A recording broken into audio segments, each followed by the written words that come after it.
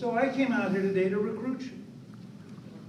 Because I think this is about more than just the presidency. It's about more than just the Senate or just the House or just the governorship or just the legislature. This is about reawakening in every American the dream that we've been endowed by our Creator with certain unalienable rights, that we are Americans. That as Americans, we have every right to dream big dreams. But then we have to go to work to make them come real. That we have to apply common sense and pragmatism. That we are a giant continent-wide country.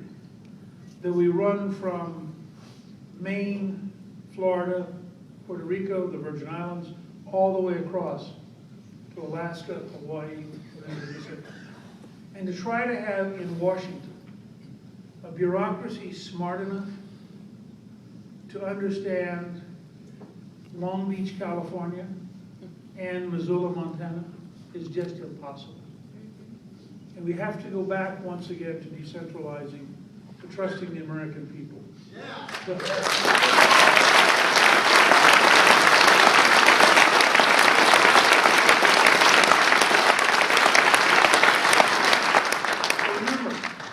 There's a secondary part of that. If we take power out of Washington, which we should, and we return it back home, you actually have to do more as a citizen. It's that serious. We've got to go back and reinvent citizenship. And say, you know, a lot of the time, it's your local church, your local charity, it's a local business. It's parents.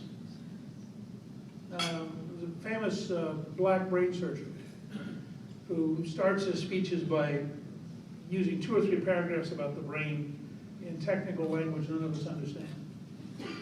And then points out that he understands it not because he's black, and not because he's smarter than we are, but because he studied in a specialized way to learn a unique set of knowledge. And he says his mother was a single mother. People often say to him, how did you come out of a poor neighborhood and end up as a brain surgeon? He said, well, my mother had a rule. If my brother and I, if either one of us got any grade below A, the television went in the closet for the next grading period. So each of us pushed the other to make sure we always got A's.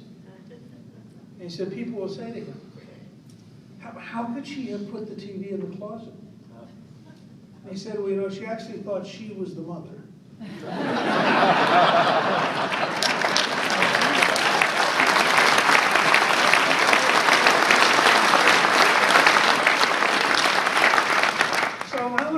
Here on behalf of American exceptions, on behalf of the idea that we have truly been endowed by our Creator, on behalf of the sense that this is the most remarkable country in human history, that you can come from anywhere, you can have any dream, and if you have the courage to go out and try it out, you have enormous potential.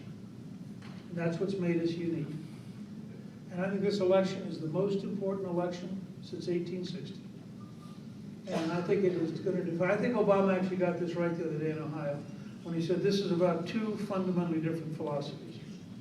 One philosophy is a European socialist, redistributionist, class warfare, Saul Alinsky radicalism. The other philosophy says, you know, the Declaration of Independence was right, the Constitution was right, the Founding Fathers were right, and we don't want to become Europeans.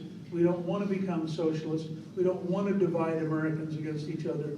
We want to be, in the clearest and best sense, Americans in which every American is invited to come and work together, because we can do better if we do it together.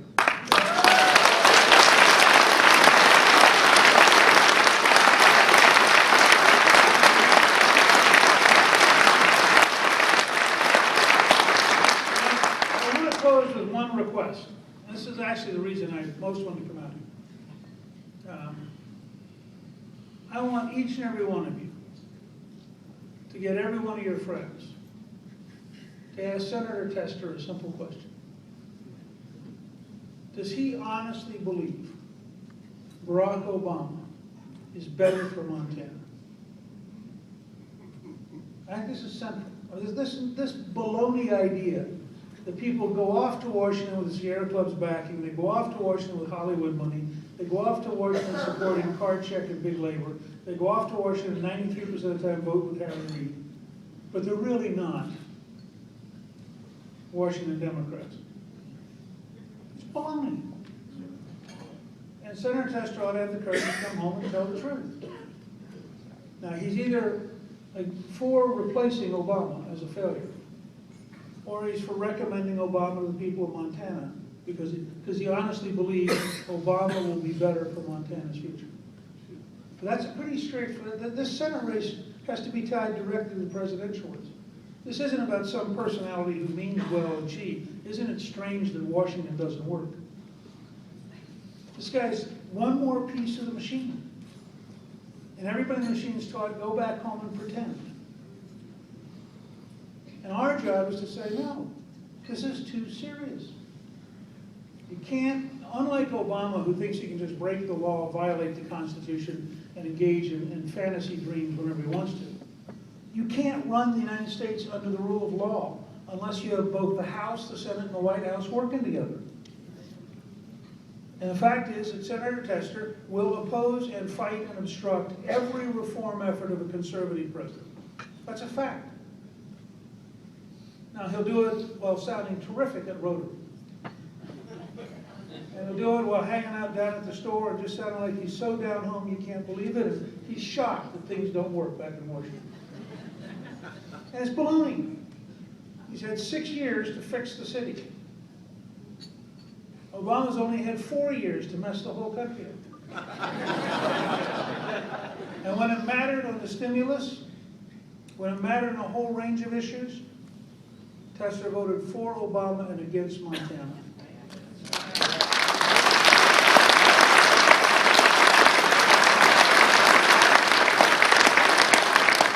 So I came to ask every one of you, whether it's talk radio, letter to the editor, local town hall meeting, campaign event, let's spend the next few months reminding everybody, Senator Tester has a simple choice. Does he want to lead Democrats for Romney? Or does he want to admit that he actually is so liberal he believes Obama is better for Montana?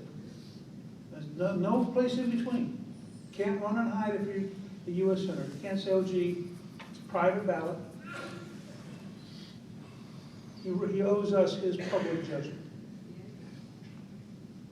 And yesterday's a good example. Does he think it's okay to violate the Constitution? Does he think it's okay for a president to suspend laws randomly? And if he does he agree with me? And for example, on the death tax, our dream, I'm going to propose that in Tampa we adopt a dream section of our platform. Part of the dream ought to be you permanently erase the death tax unless you want to check a box that says that I agree with a handful of truly rich guys now to give the money voluntarily.